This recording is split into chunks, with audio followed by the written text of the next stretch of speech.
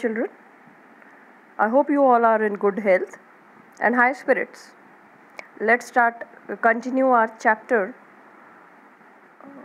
The End of Bipolarity. In our previous class, I had told you what exactly was the Soviet system, means what made the USSR a power bloc basically. What all were the reasons in the making of this USSR.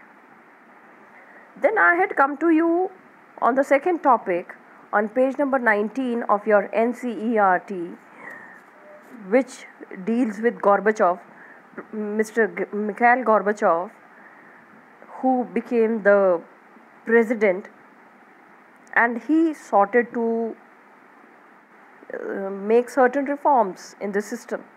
He wanted USSR to technologically advance from the West. So he took certain decisions, which decisions were more or less not good enough for the country.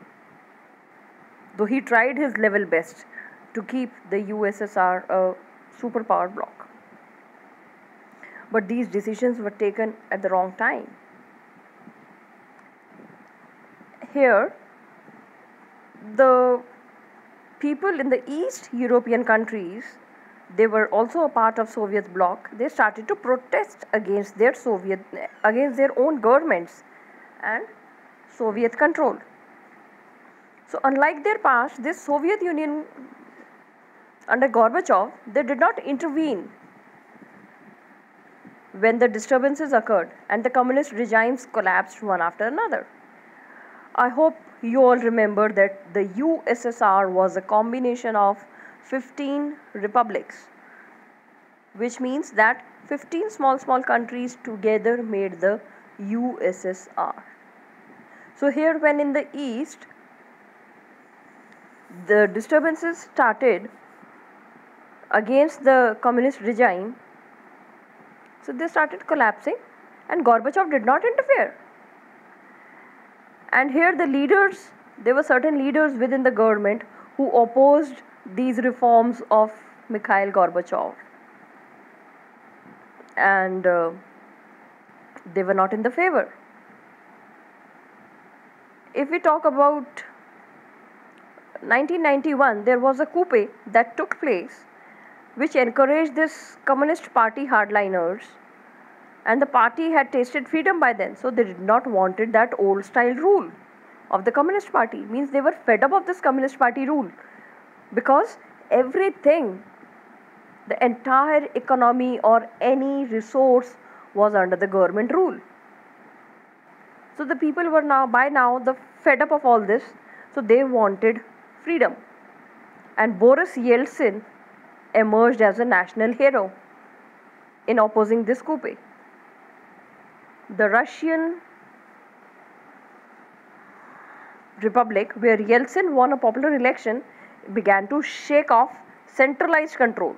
Means the power started shifting from the Soviet center to the republics. And now remain the Central Asian republics, which did not ask for independence. They were very happy with the USSR and they wanted to remain with the Soviet Federation. So in December 1991, under the leadership of Yeltsin, Russia, Ukraine and Belarus, three major republics of the USSR, declared that the Soviet Union was disbanded. And if we come to our sixth point, the formation of Commonwealth of Independent States, means CIS, came as a surprise, and the exclusion of these states was resolved by making them founder members of the CIS. And Russia was accepted as a successor state of Soviet Union by inheriting a Soviet seat in UN Security Council, who accepted all international treaties and commitments of Soviet Union and carried out some nuclear disarmament measures with the US. Means Russia accepted कि okay fine, now since USSR has been disintegrated, Russia will overtake all the responsibilities and everything of the Soviet Union. I hope you got my point. Now, Soviet Union had been disintegrated on the grounds to maintain nuclear and military arsenals, awareness of people of their backwardness than Western capitalism, as well as alienation of ordinary people who were exempted from any kind of privileges. Now, these are the reasons why Soviet Union disintegrated. Because, see, if you look at this point number 8, to maintain nuclear and military arsenals means Soviet Union had started using the entire money in military expenses in maintaining the nuclear and military armaments.